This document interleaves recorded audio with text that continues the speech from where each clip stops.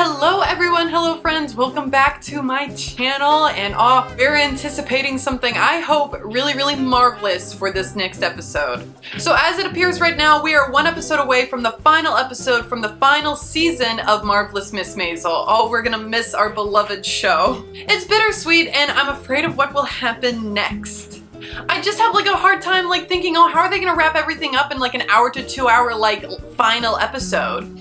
I feel like we don't have enough time, we're all like scrambling. If you visit the subreddit, you will see that a lot of the fans is having a really hard time with Marvelous Miss Maisel, especially after and during season 4 and a little bit of season 5. Whatever happened in season 4 and a little bit of season 5 really was disappointing for those who have been waiting episode by episode since 2017. For those who consume traditional media the traditional way, it was a little disappointing. As in waiting for an episode to come out once a week instead of binge watching it like how most people consume media today. And for those who binge watch media, I'm telling you, you gotta let yourself digest things like this. This is something to eat and sit and digest. Stop binging things like Marvelous Miss Maisel. You need to give yourself time to consume it.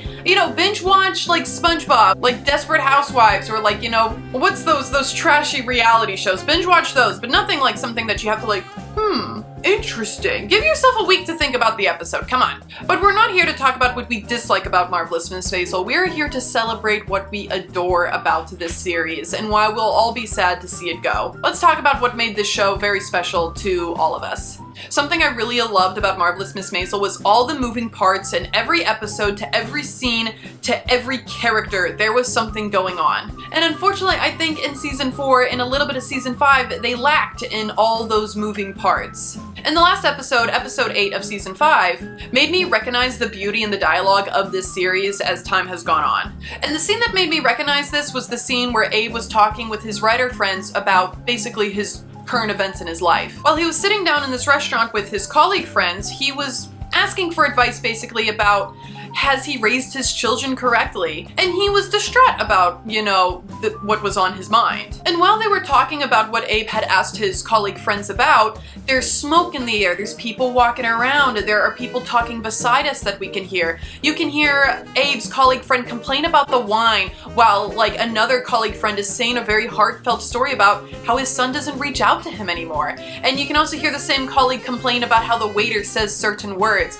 It's just there's so much going on that made this a moment instead of kind of like a scene. We might not be relatable to Abe or Abe be relatable to us, but we can be relatable to the scenes that are depicted in Marvelous Miss Maisel. You can hear the emotions in his colleagues' voices about them, sharing his experiences in life. He's in his 60s and he feels like that he's been living his life wrong until this very moment, and just for them to all agree with him, they pick up their menus and order what the special in the house that night. And then again, his colleague complaining about how the waiter says things, which is the comedy in it all. The comedy in life. What's special about Marvelous Miss Maisel that it was more than the main characters that we're watching, it is everything in this scene. It's the Pyrex on the cabinet to the pigeons on Susie's windowsill. Extras that you see in a bar in season 1 of episode 1 of Marvelous Miss Maisel have speaking roles in the last episode of season 1, episode blah blah blah in Marvelous Miss Maisel. It's like they put the extras there on purpose for an experience later on in the series. And the same goes for extras in the Catskills that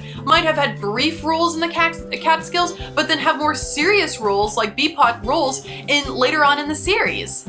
Everything was put in its place on purpose in this series on purpose. Everything has a purpose, in real life and in this show, which is why I think so many people were drawn to it. Last episode was really special because it showed us the past and gave us some context that happened in everyone's lives. Some answering questions and some just bringing up more questions. Not only are there A, B, and C plots in Marvelous Miss Maisel, but there's A, B, and C actions that characters can take in Marvelous Miss Maisel and how they react sometimes. Just like real people. Here are some examples of what I think made Marvelous Miss Maisel a connecting subway line with different chutes and ways that a train can go and connecting to other trains instead of just a linear joyride, which a lot of shows just are. Example number 1. Sure, Abe could have played along with receiving the tour to their old new apartment, but instead he wanted to talk about the Twilight Zone, and then he goes and gets mad when no one is talking to him about the Twilight Zone when they're trying to do something else, which is a very Abe thing to do, but it's also also a very ape thing to do, to just sip one and be like, oh yes, our apartment. But that's just how it went. There is no linear way for a character to act, just like in real life. Sure, we'd assume that Susie would hate pigeons being in her office, but instead she opens up the windowsill and feeds them and builds some little bird houses and talks with them on every given moment. It's really nice to see Susie care about something that you wouldn't see other people caring about. I love pigeons. I'd collect pigeons if I could, but it's not allowed in my lease. Another example, we see Joel love his wife so much in these flashbacks. Just to see him make a jump decision to grab a drink with his secretary that he didn't even think about before or after he asked. He didn't think about doing that until that very moment, and I don't even think he realized that that was gonna change his life forever. It was painful to watch. I love Joel.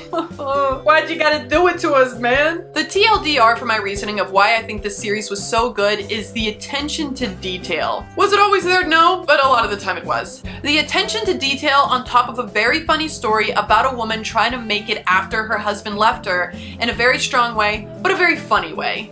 It's a story about living with your adult parents with your adult children, which a lot of people can resonate with right now, including myself, but in a funny way, because it can be funny. So much relatability and chaos in this show, and it just works perfectly together. And I hope the last episode puts it all in a nice, pretty bow, so then we can leave this series feeling happy, because I'm afraid some of us won't. But that is my main reason of why I loved Marvelous Miss Maisel and why I think it's some of the best forms of media that we've gotten in a really long time. Leave comments of your predictions down below of what could happen in the next episode. Let me know your thoughts in the comments. I'd love to hear from you. But alright everyone, like this video if you did. Don't if you didn't. Subscribe to me. You'll get more of me. Alright everyone, have a good day. Bye-bye! Mwah.